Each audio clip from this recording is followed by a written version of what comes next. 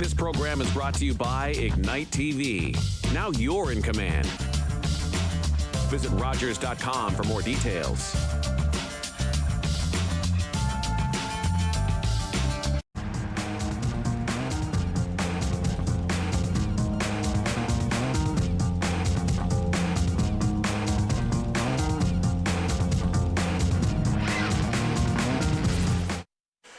Hello, Lacrosse fans, and welcome inside the J.D. MacArthur Arena and the Harry Lumley Bayshore Community Center here in Owen Sound.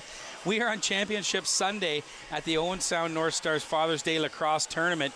We're about to start Game 4 of this day. My name is Michael Harris, and I'm joined in the booth by Spencer Byers. Spencer, we have been treated to some great lacrosse up to this point. Just saw a great U13 game where Owen Sound, as the host group, got their first win of the tournament championship, so that's great. That'll energize the building here. But coming up, we have U15. We have the Center Wellington Riverhawks in their third final of the day against the Sarnia Pacers.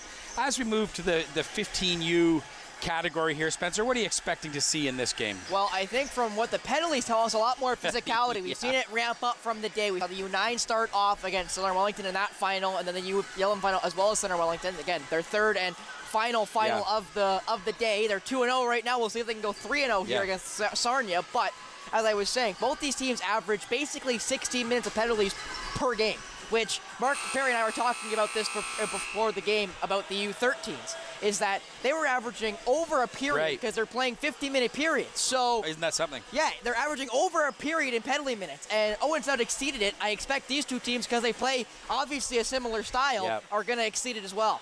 And when we look to add on to that, they're not playing high-scoring games. Center Wellington won 5-1. They won, okay, we'll go here, sorry, to Sarnia first. Sarnia beat Owen Sound 5-3. You can see they beat Barrie 3-1. And their lone sort of high-scoring game is they've won 10-1 against Mimico. So they beat Barrie 1-3-1.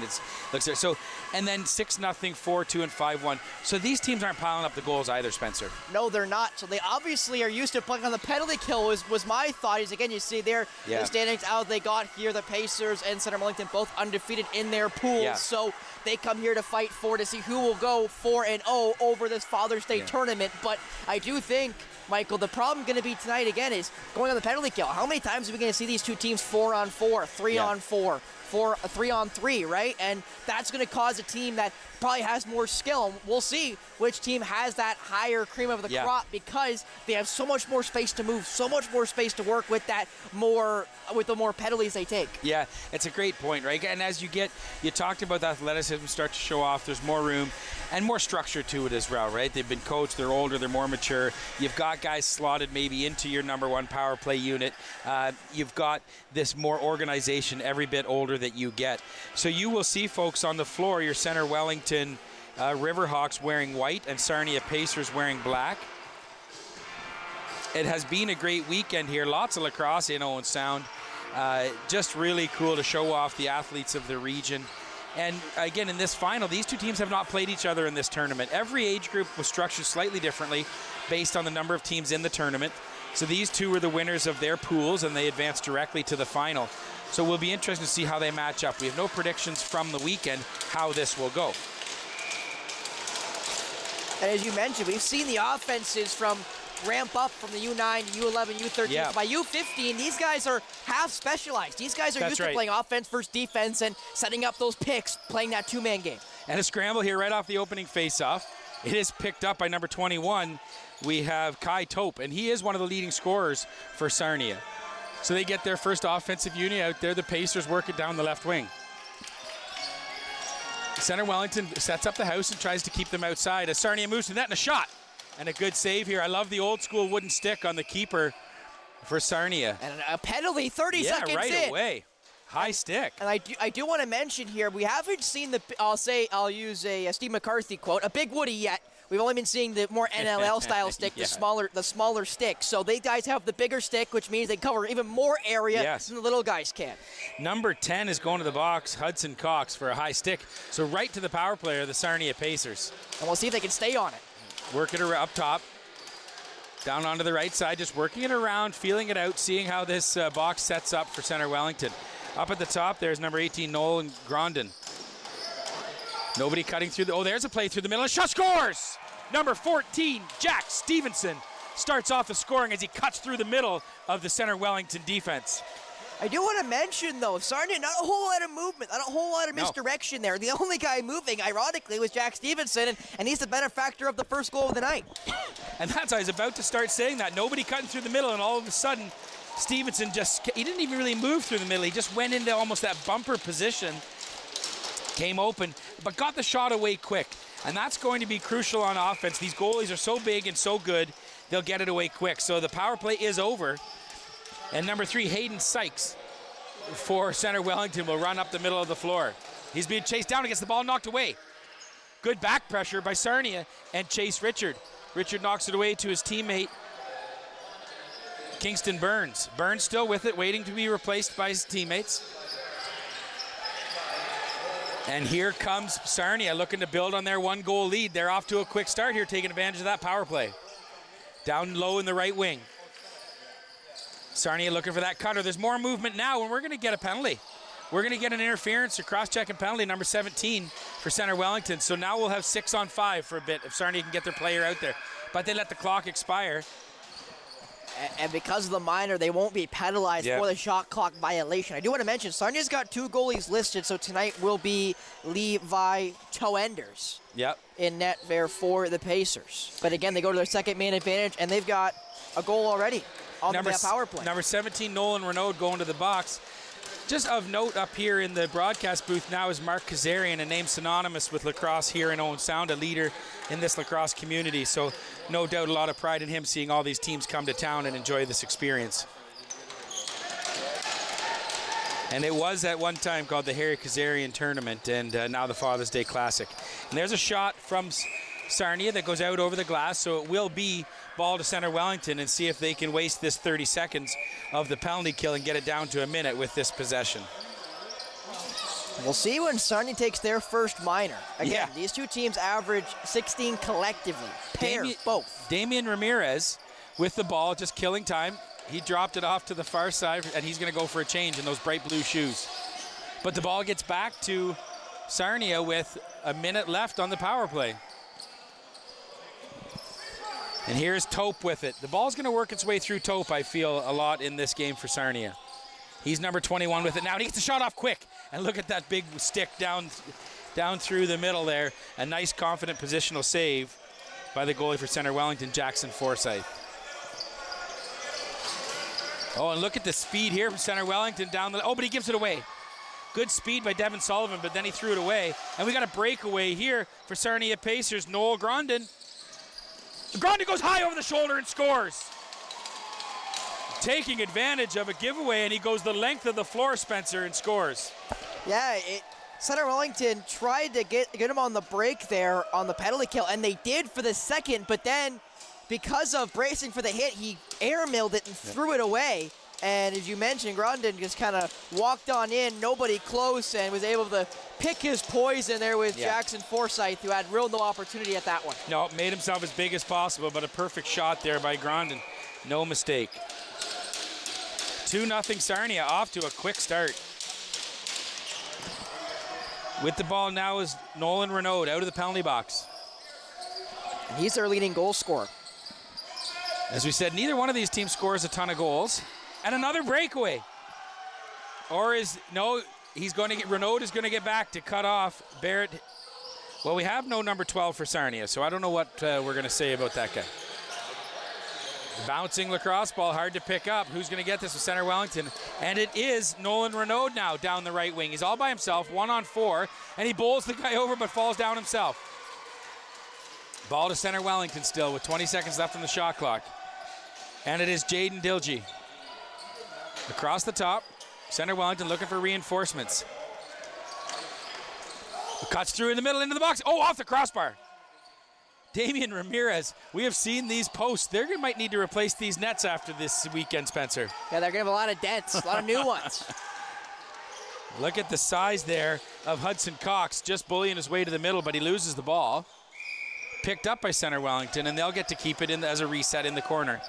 With it now is Cohen Adams. And we've seen the Adams name come up in these Center Wellington teams, so no doubt another family connection there. Again, just so many teams here from Center Wellington. Again, 3 in the final alone. we've seen a lot of names of similar families. Yep, exactly. Bared hands with the ball, now brings it into the offensive zone. His offensive teammates get set. He plays it off down low in the left wing. You can see now Sarnia is starting to cut through the middle and get a bit more comfortable on offense. Try and break things down. Here's Hands with it again. Hands plays it right across the top. 14 who scored already, and he scores again. Jack Stevenson, I'm sorry, just kind of throws it in there from I shouldn't say a harmless distance, but out wide, but through traffic, Spencer. Yeah, he beat him low, it looked like there. Forsyth wasn't able to get the stick in the way enough to be able to stop that one, as the Pacers are now up 3 as you get a chance to look here. A cut through left him open, as it looked like his guy on that zone part was drawn in from the cutter, and a wide open shot, and he capitalized. Well, you saw number 8, Cole Chapman, cut through the middle, and that traffic will really distract the eyes of a goaltender. And I think that's what we saw there as Jackson Forsyth just went by his feet. So here is Taupe with it down low. Controlling. Oh, he gets a spin move to the middle. Goes, scores! Just over the knee of Jackson Forsyth, and Kai Taupe makes it 4-0. And now I'm not going to say that the pools were uneven, but so far, this Sarnia team has exceeded expectations. They average 6 goals a game. They're already at 4. Yeah. They average 15 minutes in penalties. They haven't taken one yet. Now, obviously, that could easily change, which we saw in the last game. Yeah. But regardless, this has been a flying start. They already have more goals than they did in their second game against Barrie. Yeah. They almost have as many goals as they did against Owen Sound in their last game. Their only game they've right now behind really is Mimico, their first game, which was the Team 2, and they beat them 10-1. So we'll see if this pace by the Pacers continues. Yeah, and the interesting thing, again, I'm not laying any of the blame of these goals on young Jackson Forsyth. These are point-blank shots, through traffic, breakaway. But sometimes you'd use a goalie change just to change the tide of a game, to send a message to your team. Center Wellington can't do that. They only have the one goalie here today. And they've got a chance for a breakaway here. Picks up the ball, and he misses the net. Nice chance there. Thomas Warren had a breakaway, but I think he had trouble grabbing the ball initially, made him panic a bit. Nonetheless, Center Wellington pushing back. And that, I believe, did hit the goalie, so it goes out of play, and it will stay with CW. So he must have made a save on that. You're right, Spencer. So a nice save in there by Toenders, who hasn't been that busy.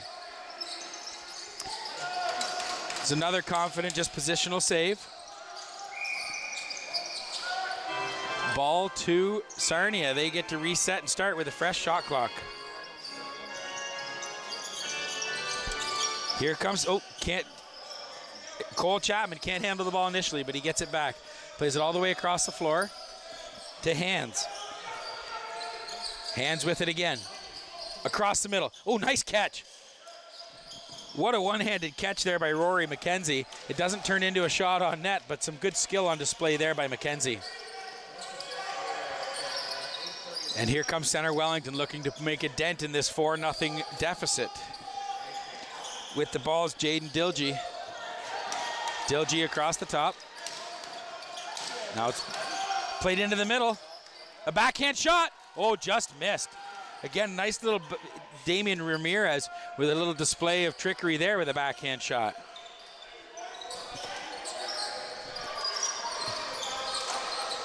Who's got the ball here? Everybody whacking away. We're getting a penalty to Sarnia. So this might be the way back in for Center Wellington, Spencer. Yeah, it might be, and I saw that penalty clear as day. It was a slash off ball, and another big hit. And here's Cox with it. He's showing his strength. He's down on the floor, keeps the ball, and he's going to give it away, but they'll get the power play. I heard you say it as I was looking down for a name. I heard you say, oh, yeah. And you saw it coming there. So that looks like number 19, Will Rasico. Yes, it is. And he gets a slash.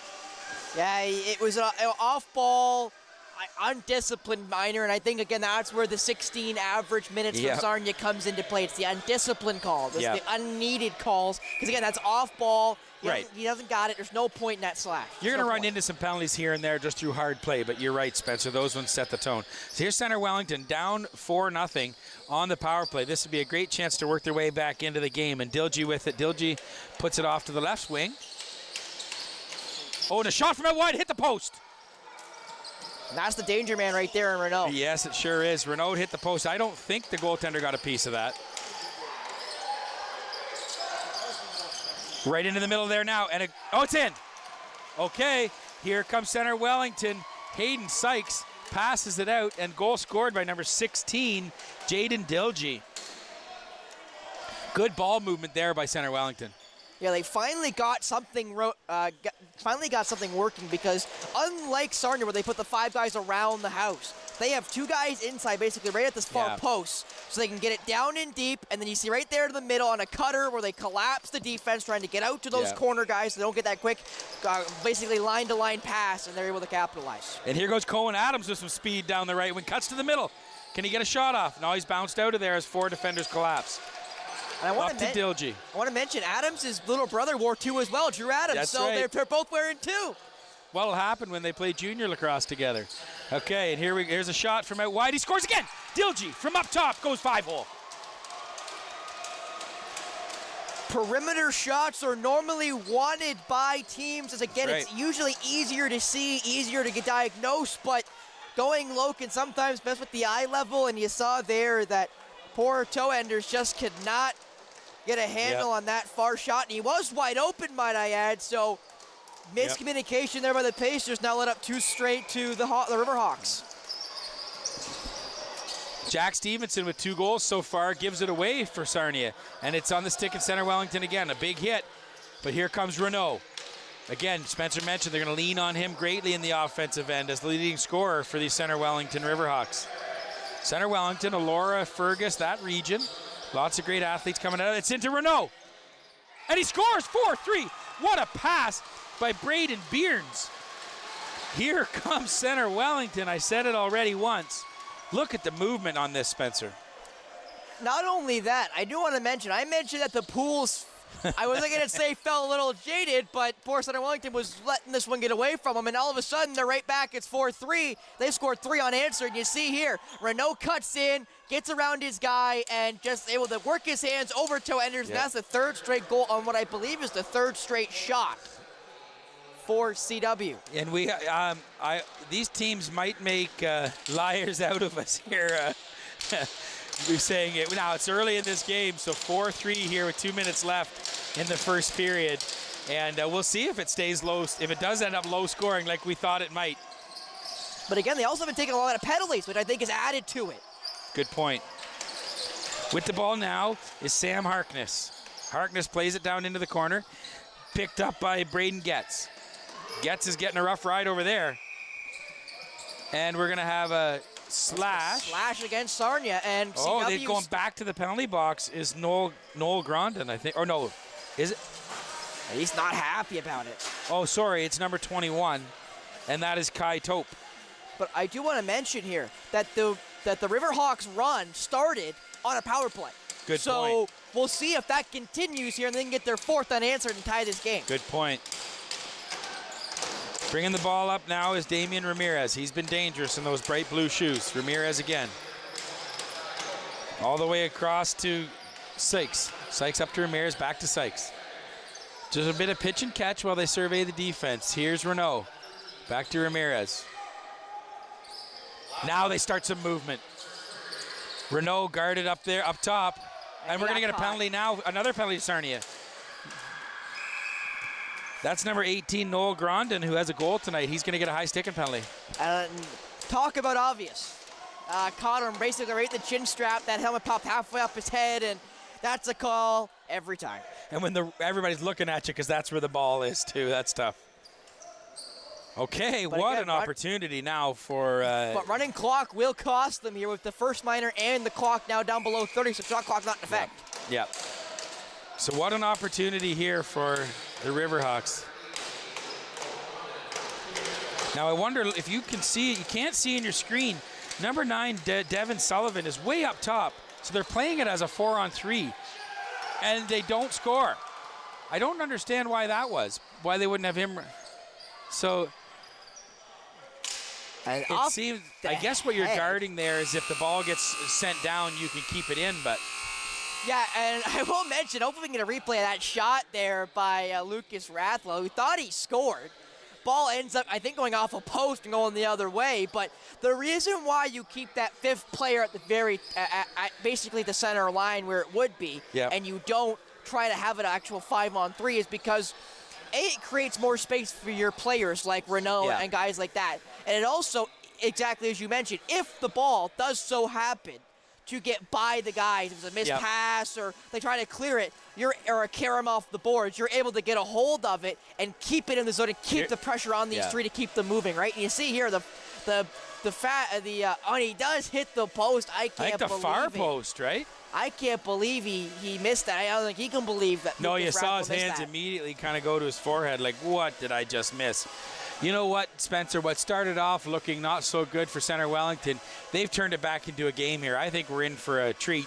A couple of penalties both ways, but and runs. Four goals for Sarnia. Look like they're running away, and Center Wellington says, no, we're still here.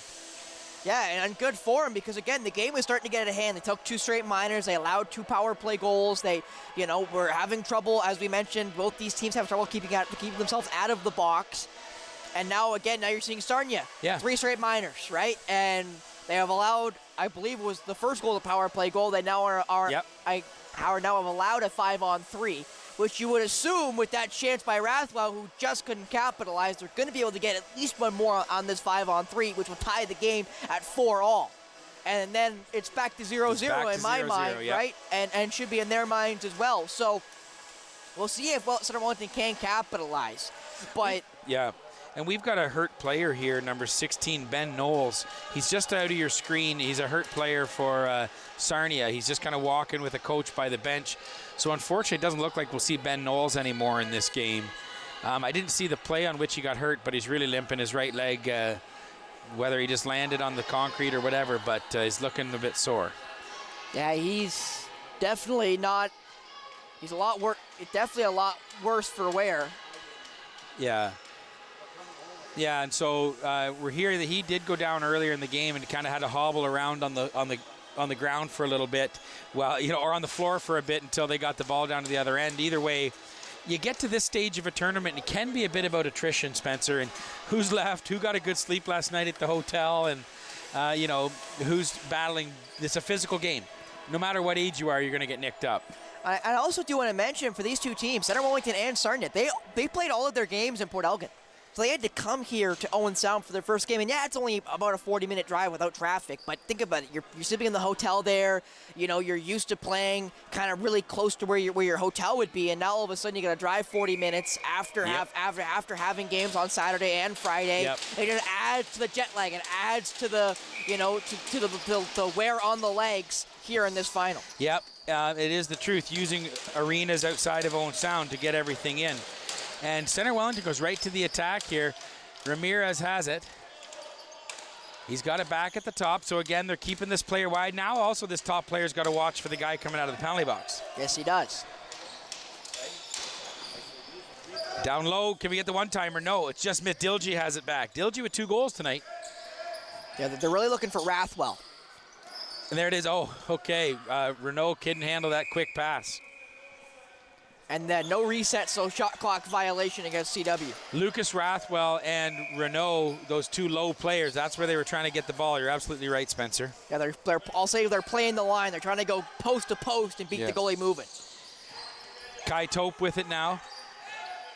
As Sarnia looks to get a goal for themselves, to get feeling good about themselves again after being up 4-0. Throws it toward the net, even though they had 10 seconds left on the shot clock. We'll get a reset here for Center Wellington. Again, we want to thank Hunter Stewart and Taylor Stewart doing all the timekeeping here this weekend. The shot clock adds a level of complication. And here's Renault. I don't think he goes off the floor. And Ramirez. Whoop, Rathwell with a little slip there. Must be some sweat on the floor. Still in the power play, down to Rathwell.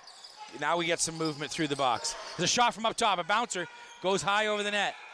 And then hits this low ceiling here at the Bayshore. And that elapses both minors, so the Hawks are not able to capitalize. Big kill by Sarnia there to start the ball rolling again in their direction. Here comes Cooper Kennedy with the ball.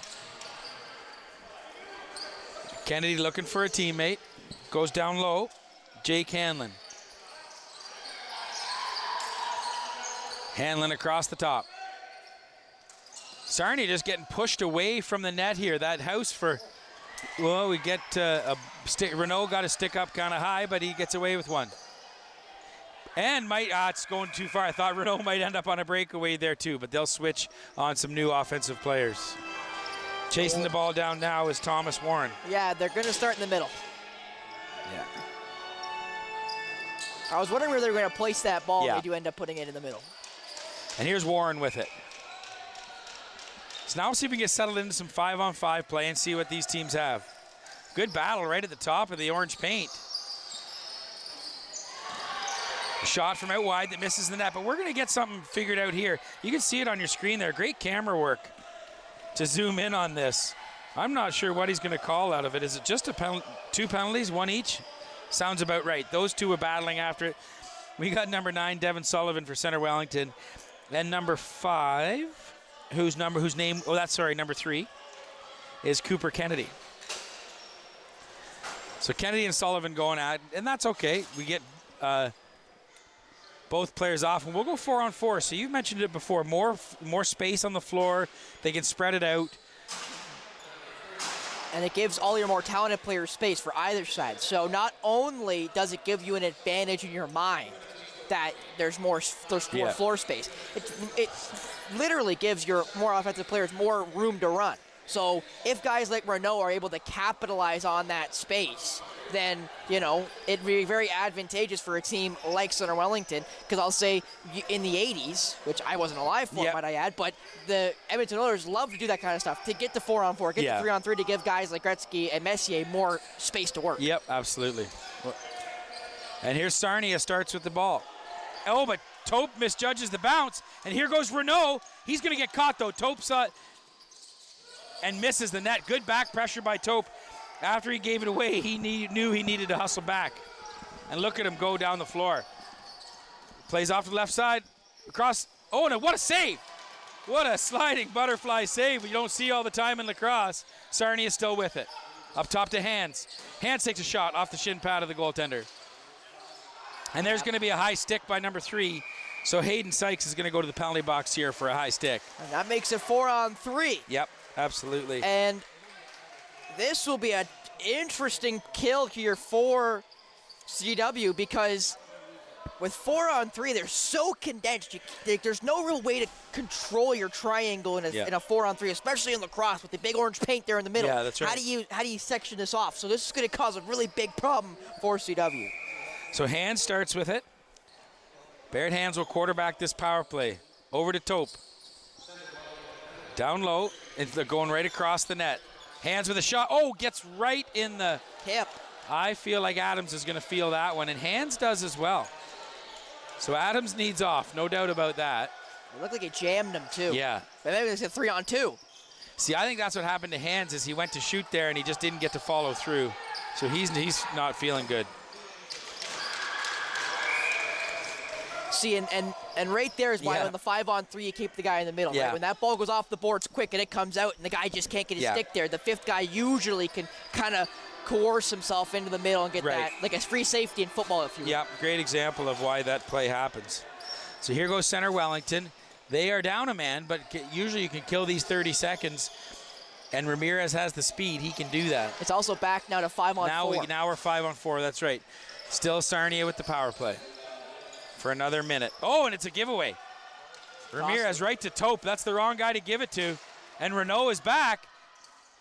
Renault keeps bugging him. Oh, boy. Ooh. That could have really hurt. And he is very much in a bad way.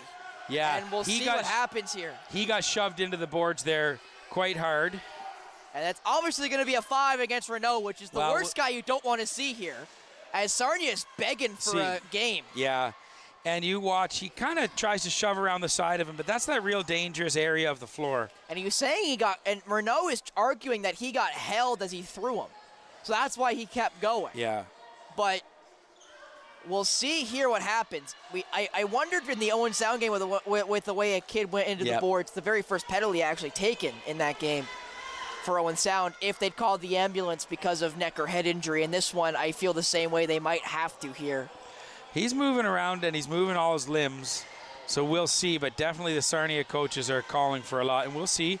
The referee, he did give him 5, and that's the boarding call in hockey. I guess it's probably the same in lacrosse.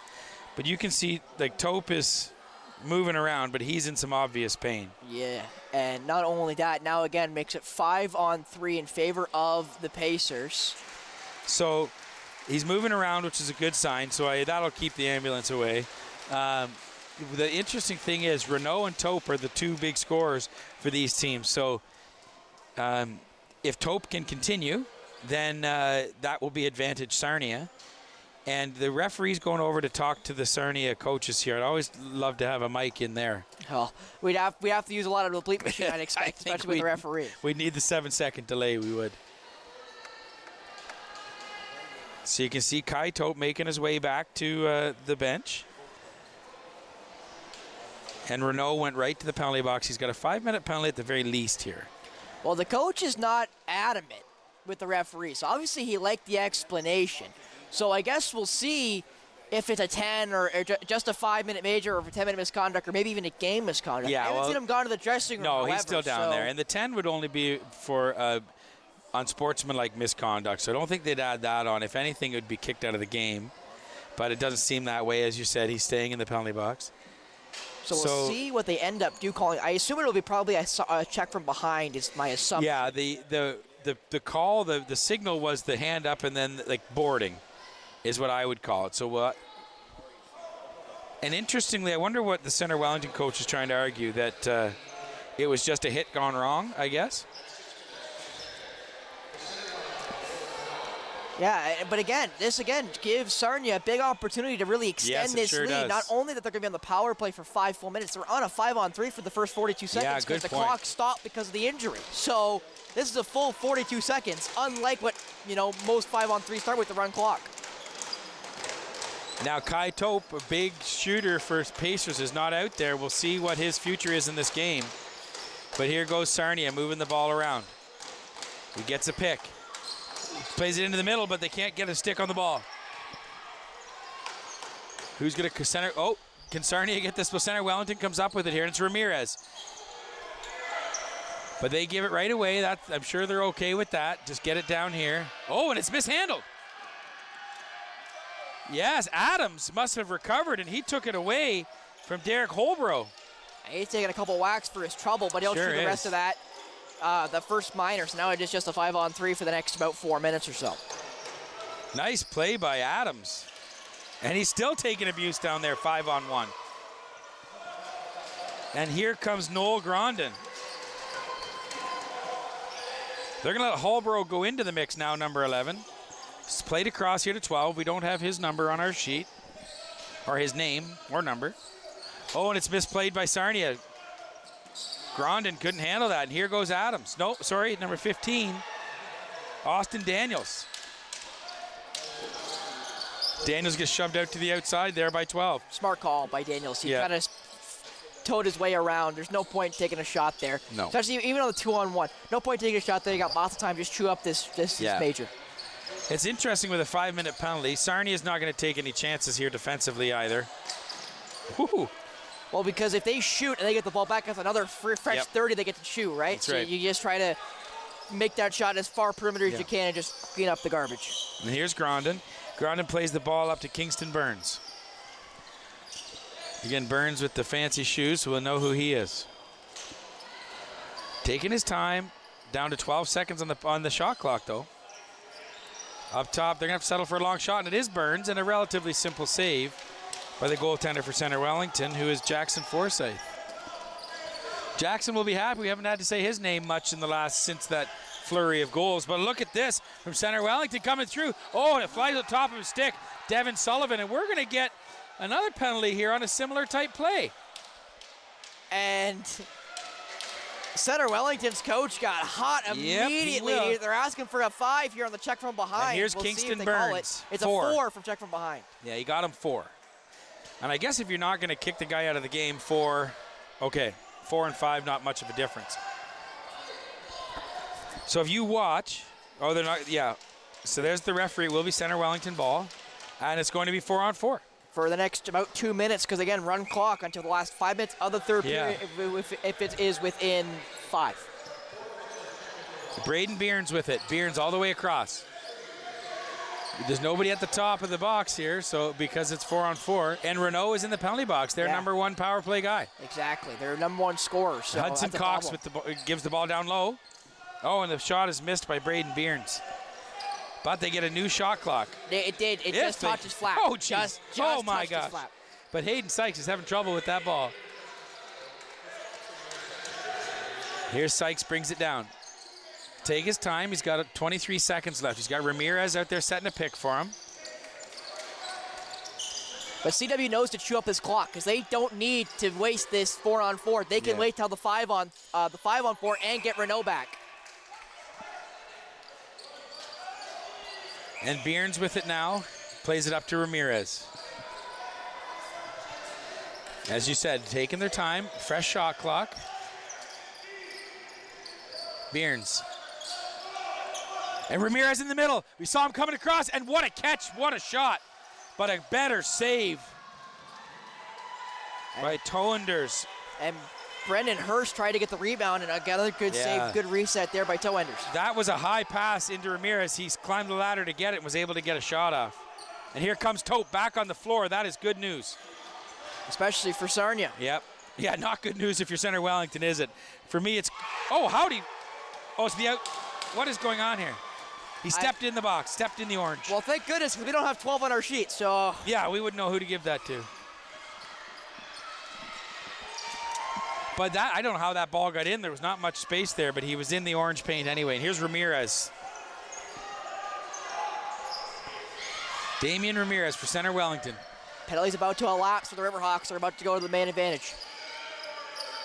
And more importantly, get back Renault. Yeah, I bet Renault will run right onto the floor and play unless his coaches need to speak to him, but nope, he's going right to the top. There's a shot. I don't know if that hit the post or somebody kicked the net, but it sounded like it hit the post. So they've got time now, new shot clock, 5-on-4. Renault out there controlling traffic, and they're going to make a change. They wanted to get Thomas Warren back on the floor. Must be somewhat of a power play quarterback. Oh, through the middle. Can't make the catch. Sykes just couldn't quite make the catch, but then he took it back. And here's Renault. Dilgy going for the hat trick, but can't make it stick. Good save here. Toenders is earning his keep in the last few minutes. Here comes Kai Tope. Obviously shook off the effects of that big hit along the boards.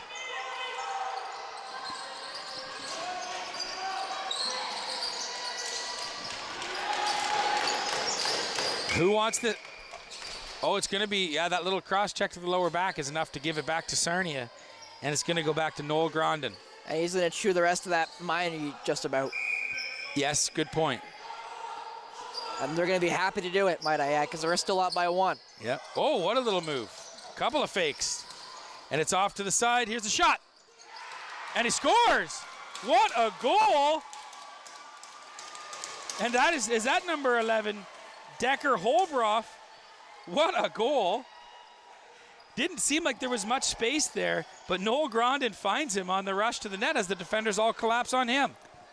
Yeah, that seems to be an area they're targeting, is that short side glove hand.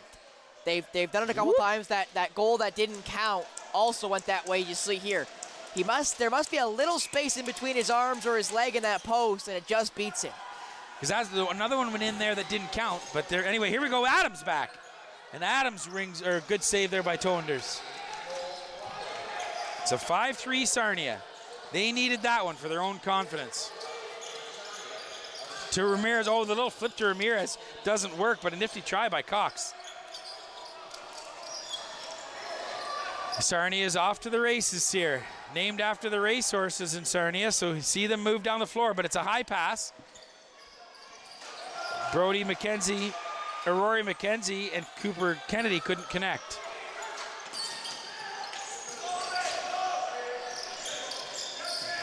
Some interesting passes going on here from both teams. High, low. Some precision is missing here right in the last couple of minutes, but not there from Tope. It is behind him. but in for a shot and a good save. Good chance by Jake Hanlon. And they said it was off the mound, so possession immediately goes to CW. Yep. Even there, that pass from Tope was behind him, so Hanlon had to stop and go back and get the ball.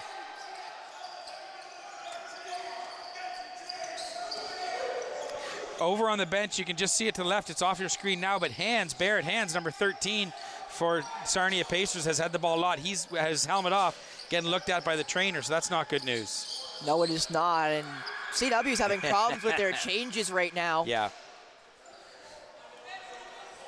Tonder's just had a little shot at, in net for Sarnia, had a little shot at Thomas Warren as he crashed the crease. And the goalies are in play in this sport. Yes, they really are. There is no protection for these guys. These big gorillas are able to just throw their body around. Cooper Kennedy plays it low. Down low for Burns. Burns shakes off a check and picks up a pick. And still Burns with it. And we're going to get just a little illegal screen, little check there. And at the end of 2 periods here in Owen Sound, the Sarnia Pacers lead the Center Wellington Riverhawks 5-3. What are your thoughts on that period, Spencer? Well, I do want to mention quickly before we get to that breakdown of the period. Yep. We talked about how these two teams are very low scoring. And then in the first period, they decide to score almost all of the goals they've scored throughout this entire tournament in the first period. Yep. And then the second period, a little more what we expected. 4-on-4, major penalty to the top player for Center Wellington and Renault. It kind of melded into what I'd say you and I expected. Yeah, exactly. But in that period, and I think you mentioned this in the first period about, not having a backup goalie for Jackson Forsyth, because the Pacers, I'm not going to say have figured him out just yet, but they found a weakness. They found that short side glove hand, leg against the post. They want to beat him there. They want to get him against that post, and they want to beat him. Yeah. So they've scored a goal, most recent goal. They scored a goal that didn't count before that. Yep. Same spot, same location of the shot, same shot location on net, and they beat him twice. So either he's got to make that adjustment where he's got to get that glove, either that glove closer to the post or that leg closer to the post, or get, I'll say that net, that big woody, as Steve McCarthy would say, a little bit firmer, because they've beaten him there a couple times. And if teams find a weakness, it's like in boxing. If you find a weakness on a guy, keep going there, because they're not going to be able to fix it. Just keep going to what's working. And if working is that short side shot, they're going to beat him there all night long, because the Pacers are, again, going to be on the power play a lot, because they've already been on the power play a lot, or 4-on-4 or 4-on-3, what have you. So he's got to make that adjustment really quick, or the Pacers might run away with this one. That's a great point that coaches maybe figured out. And you see there on your screen, that is Kai Tope with his jersey off. So hopefully it's just an equipment adjustment, because, of course, he went slamming into the boards really hard. And, I mean, anybody that's played any sport knows that in that moment, like, you feel like you're not getting back up, whether it's the wind knocked out of you, you tweak your ankle, whatever it is. It's like, that's never going to get any better. And then usually it's some time passes, he's been back out there. So this will be a really interesting third period. See what Center Wellington has. The other neat thing here is we have one game left to broadcast after this. We have the Owen Sound North Stars 17U team against Barrie under-17 team. They played each other in the round robin. Barrie won that game, so Owen Sound will be looking for redemption. But you can see those teams starting to, show up on the sidelines watching, getting their inspiration for their game. So there's a great energy in the building right now, Spencer. Definitely is, and it's been here all weekend. It's been here since we got here at, I'd say for me, 8 a.m., 8:20, 8:30 area. So, it's a busy day, it's a busy weekend, but it's a good weekend, and I know all the teams enjoy it, because they wouldn't be here if they didn't. And these teams come from all over. Sarnia, that's 5 hours away. We've had teams from Barrie. We had a couple teams earlier, as this team is from Fergus Aurora area. We have teams from all over. Brampton was here. That's a good 2.5, 3 hour drive on a busy day down the 410. So. Yeah, you're right. It's this tournament, as we mentioned, previously named the Harry Kazarian Memorial Tournament, now the Father's Day Classic, has a long history. And Owen Sound is such a proud lacrosse community. You go downstairs, you see a President's Cup, Canadian Championship for the senior team. You're doing some work with the senior team and the junior team here in Owen Sound. So just, endless opportunity here for lacrosse in Owen Sound. And so people like to be a part of that, no matter what community you're from. And here we go. Center Wellington, Ramirez putting those bright blue shoes to work. Got those shoes so his mom could find him out there on the floor. And here we go. Center Wellington looking to chip into this 2-goal deficit that they have right now. And the right guy has the ball, Renaud. Yep. Saw that one from a mile away. It looked like Cooper Kennedy was in a battle there with Devin Sullivan, and Sullivan gets the retaliation high stick call, and he's not happy about it. I thought I was looking for a minute. It looked like it was simply going to be a change of possession call, but it is going to be a penalty. Cooper Kennedy's going to need the ice bath after tonight. He's taking some good licks. There it is right there. I remember there was a time where if you slow walk to the penalty box in lacrosse, you'd get an extra unsportsmanship penalty. And now you can't even get in the box. No, well, that's again, these doors are not the easiest to use. There he goes. And he'll slam it. He might get the extra minor here. Oh, poor guy, can't get the door closed. I've been in those. Now, I guess I shouldn't admit that I've been in those penalty boxes a few times. And he's still barking. Yeah, he's still fired up. I can hear him downstairs. Hopefully you guys can hear him because I'm not sure I made out the words, but I guarantee there was a couple choice words for the guys in black. I can guarantee it's not going to change the referee's mind. And that shot goes wide. Adams can't find it in the crease there. Only can make it worse. Yeah, Michael. and here's Tope. Tope gets it, and he gets it up top to Burns. Or Grondin, sorry, is number 18. They wanted a reset, but it did not touch Forsyth, so it's not a reset. We haven't called the name Will Rasico yet, so maybe that's who's wearing number 12 tonight, because we don't have a 12 on our sheet. So we'll say, well, maybe that's Will Rasico. But Renaud is, they're going to get a hit from behind penalty of some kind here. Tope is. And Tope's now going to the box. He was the one who got boarded earlier in the night by Renaud. Yep. A little retaliation there. And he's going to limp off. Yeah. We'll see if Renaud comes back, because Tope did, so we'll see. And you see how right there caught him the first time and then made sure with the second one. Now that's an interest. These chin straps aren't doing a whole lot in their helmets, are they, Spencer? You see every time they get hit, one goes flying off. And it's a 4 for It is 4 minutes. Good catch there. Which means it's going to be 4-on-4 for about 45 seconds, and then it'll be 5-on-4 in favor of the Riverhawks. And but again, we talked about it, 4-on-4. And the interesting thing, there's each team's leading scorer, Tope and Renaud, getting mixed up. Again. Yep. And both off the floor again. That's it. For exactly injury it. versus penalty. Yeah. We'll see if Renaud does make it out back on this power play, just like Tope did. Yeah. Here's Ramirez up top. And there's a good play to the middle. Oh, just over the net. Hayden Sykes made a great spin to the middle, but couldn't quite pull the trigger. Sykes and Ramirez with a good little two-person game. Oh, and it's just out of the reach of Rasico. I don't know, number 12. So watch number 3 here is Cooper Kennedy. He was kind of still limping a little bit when he came on, or that might have just been his strut, but we'll see. Oh, and it's a potential breakaway. It's not just a potential breakaway, it is one. Devin Sullivan on the run. Can Kennedy catch him? No, and he fits it through.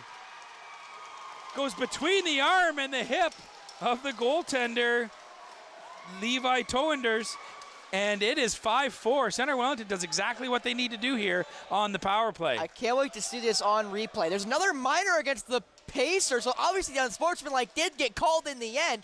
So we'll see how this all works out with the 4-minute minor, because the only first minor had a lap, so I guess it will probably be a 5-on-3 with the second minor. But you see here, he gets out of the box, does Devin Sullivan. You see right here, way too much space in between the legs, trying to widen himself out, and still gets beat wide. So not exactly great goaltending there by Levi. And now there's a minor. Oh, and Renaud gets another penalty. And Renaud's not happy about it. So we'll see if he gets an extra minor here. He showed a great deal of restraint there. I believe he wanted to slam that door pretty hard. I will admit I missed that one as I was looking away. So he got a slash right off the faceoff. Right off the faceoff, right off the win. So now it's back to 4-on-4. And I do want to mention the first minor got ripped off. So obviously it was just a resetting of the 4-minute minor. Right. So it'll be 4-on-4 for about a minute and a half. And then a power play. But then again, Renaud, these seemingly leading scorers, best players, whatever you want to like. They're going to the penalty box a lot. Yeah, Tope and Renaud, exactly. Yep. And here's a shot. Again, Jackson Adams got caught in the Stevenson whips. with the white helmet has 2 goals already. Here goes Adams. Being chased down by, can Adams get a shoulder through? He does. He scores! 5-5. Adams just showing speed and strength as he leans through the corner. Got half a step on that defender and put his shoulder into him and worked the rest of his way by. Yeah, he's been hit in the hip twice now with shots he's blocked and got hit with the stick right in the hip. And he kind of came up limping until he got the ball and was like, you know what, time to turn off the afterburners, and he was gone. And he was able again to beat a Levi Lee Anders. Joe Anders, pardon me. Yeah. So 5-5. It's a new game here with 9.5 minutes left. We're calling another penalty. Right off Holy the face, cow. right off the face-off, and Hudson again, running Cox time. gets a penalty, gets a cross-checking penalty. And that'll make it a 5-on-3 if they get this ball set up properly, because the minor to Taupe will end right as this basically starts. And Good guess point. what that means? That means the best player on the floor will be Taupe right out of the box. Yes, that's a good point. Taupe will run out here and join this power play. We haven't heard much from Jack Stevenson, number 14, recently, but he with the white helmet on there, number 14, he's got 2 goals for Sarnia. He'd sure like the hat trick. Yeah, he's the only guy with a white helmet. Yep. But they go across the other side, and Cooper Kennedy can't pull the trigger. He stepped in too, so possession changed now, which means the first minor will elapse. Renault will come out. Wait. I thought they were going to call too many men for a second. I think they did, so possession will go back to Sarnia, because I saw that too. Oh, and it's a 3-on-1. Here's Taupe. Over to Stevenson. Can't get it. 5-hole.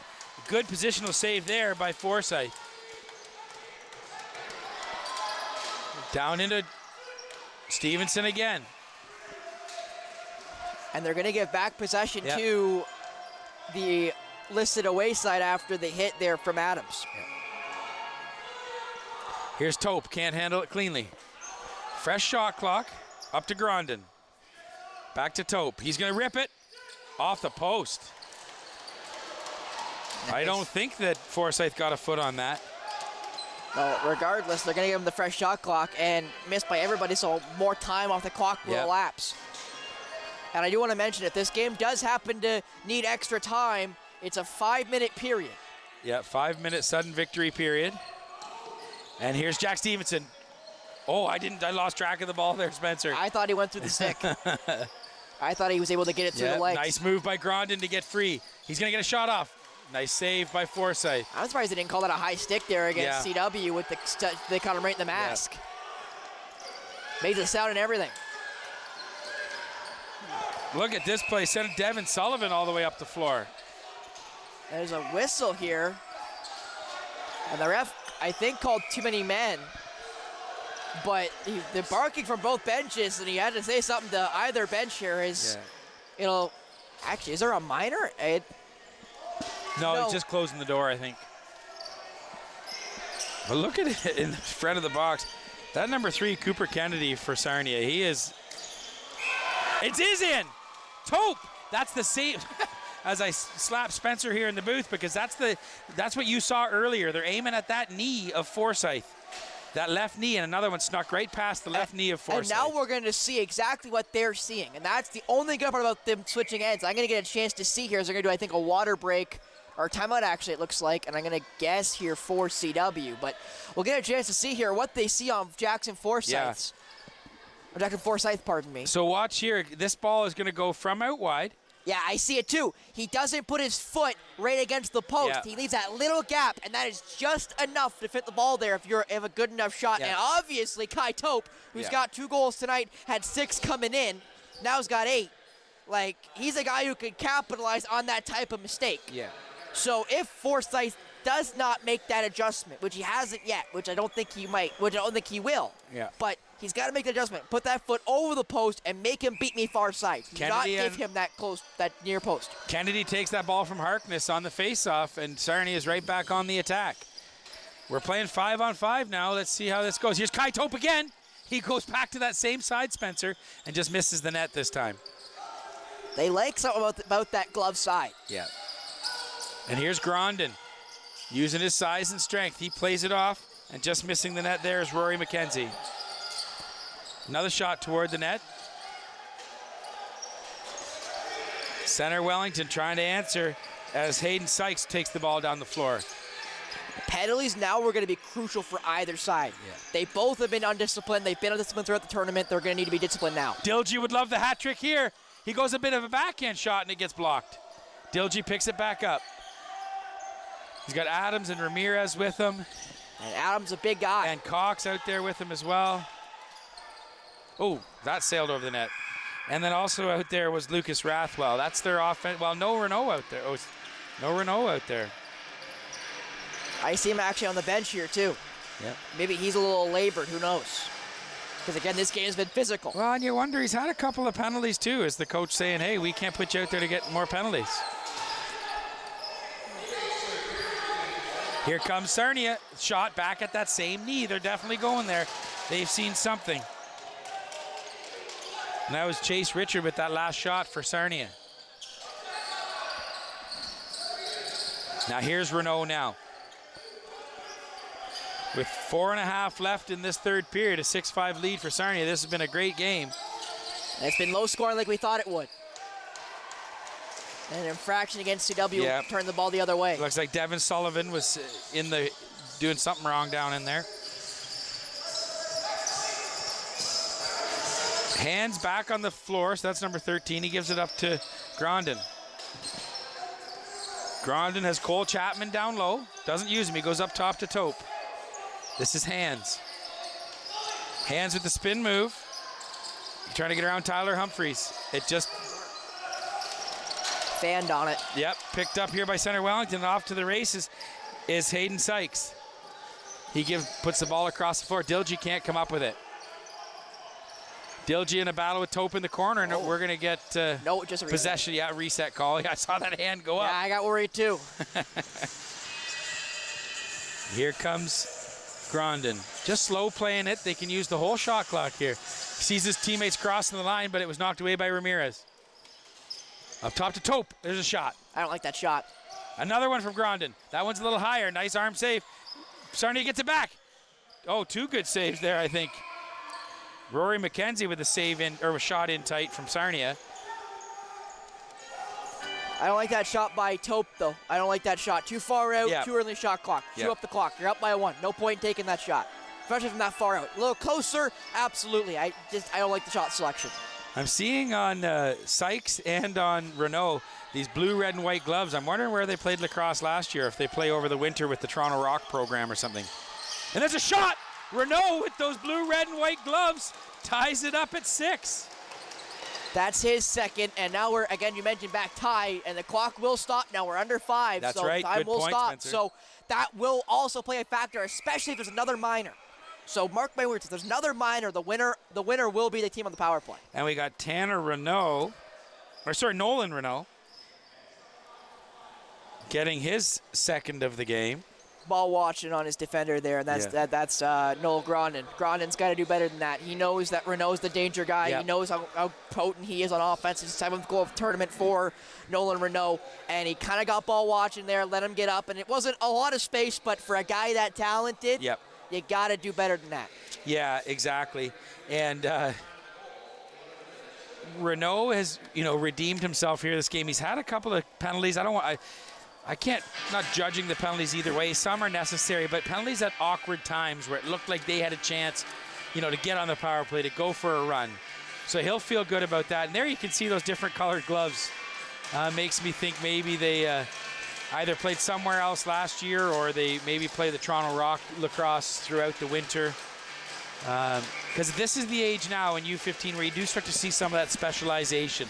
And maybe I'm going to stop playing rep hockey and focus on lacrosse, or vice versa.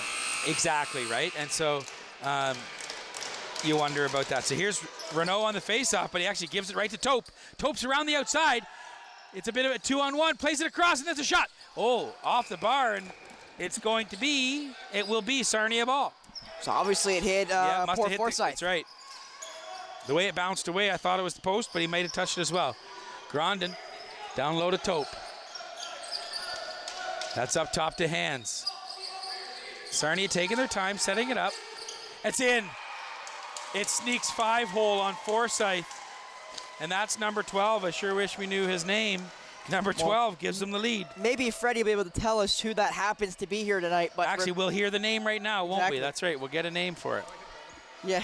Hopefully the score sheet tells us from downstairs. Hunter and Taylor Stewart will hook us up downstairs. They've got the game sheet. Nonetheless, Sarnia doesn't care. They've got a 7-6 lead. They don't care who scores it. But the stop time will now play a factor, especially. Absolutely it will.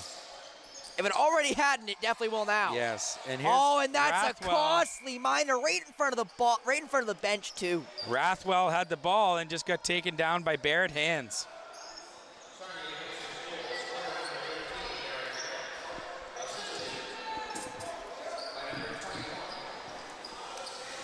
So again, we have that goal scored by number 12, but we don't have him on our sheet. Barrett Hands is getting the penalty. And again, with stop time, this is a full 2-minute minor. So this is very important. Yeah, so hands with the penalty here.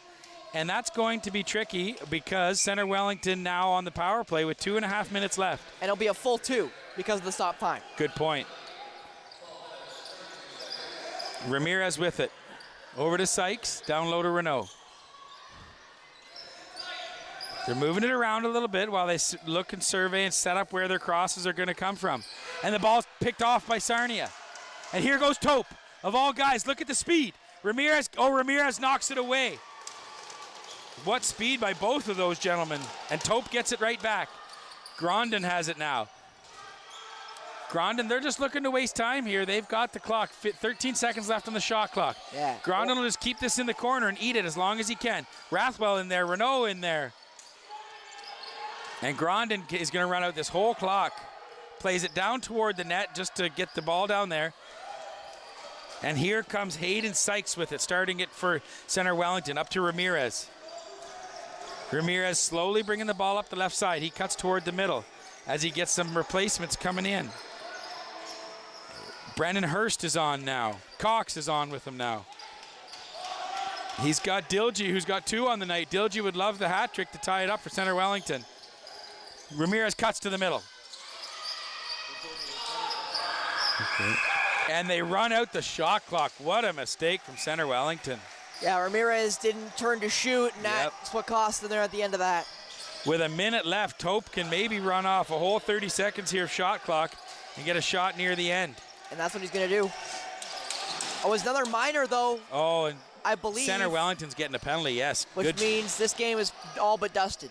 And surprisingly, they haven't called the goalie back, so I'm not sure exactly what poor maybe just Joe don't Enders bother. does. Yeah. And so I don't know. Is that a bench minor? I have to assume so. It's a penalty shot. So he called a penalty shot. So I'm not really sure what the infraction was, Spencer, but it ends up as a penalty shot, and they're going to let Tope take it, of course. Of course.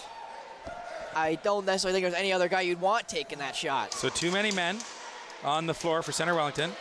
And the coach just gave him a hand signal here when he wants the ball. They're going to let someone else take it. They're going to make Grondin take it. Yep. And they will. You know, this could be, Tope gets lots of goals. This could be a little reward for a great game from Grondin. He's had the ball in his stick a lot. It also could be a stylistic thing. Absolutely. We like him going left and shooting right. And he does it. There you go. Takes it left and shoots it back to the right. Nice play by Grondin.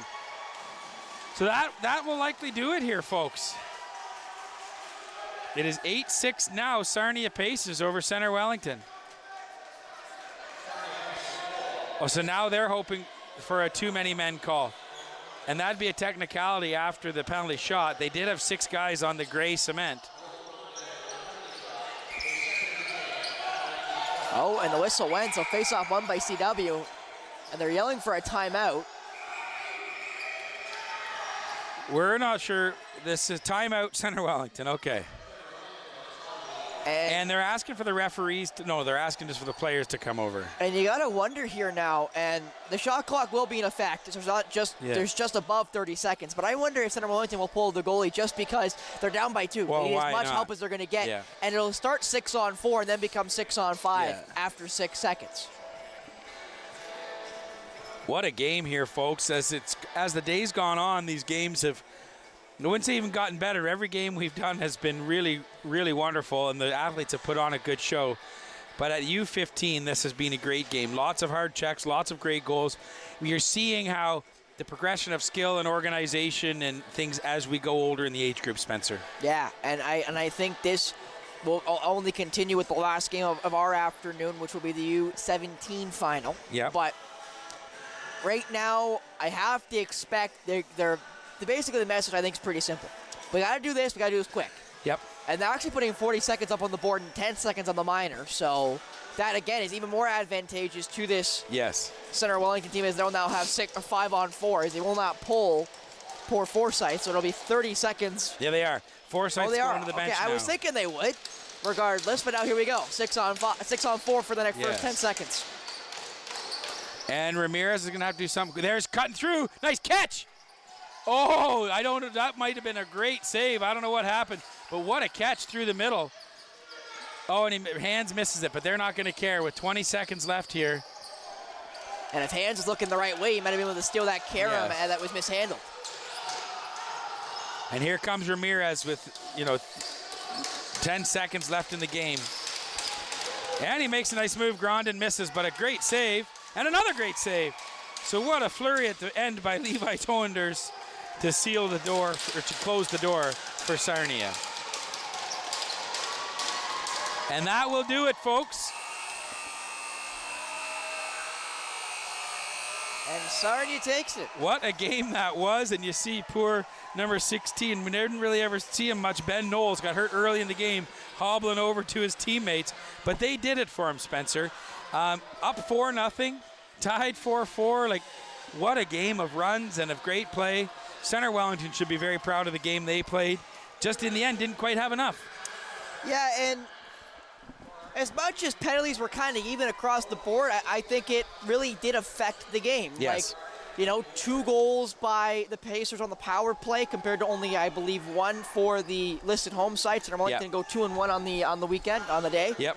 But it's so hard because, again, they were so heavily physical, and because the penalties so much affected it, it's hard to say how much they really did affect it, because again, they kind of cancel each other out in the end. Absolutely. Tope takes a couple 4 minutes, Renault takes a 5.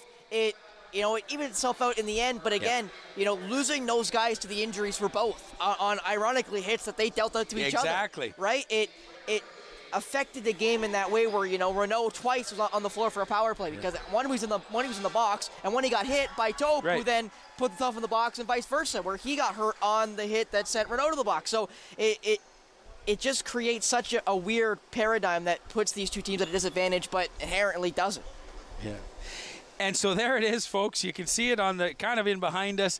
The Sarnia Pacers take down the Centre Wellington Riverhawks 8-6 in the U15 final here at the Harry Lumley Bayshore Community Centre. We're back with one more game coming up, the 17U game, which does feature the Owen Sound North Stars. So that's great for local fans. That's Spencer Byers. I'm Michael Harrison. We'll see you. Hopefully you join us for that 17U game after the break.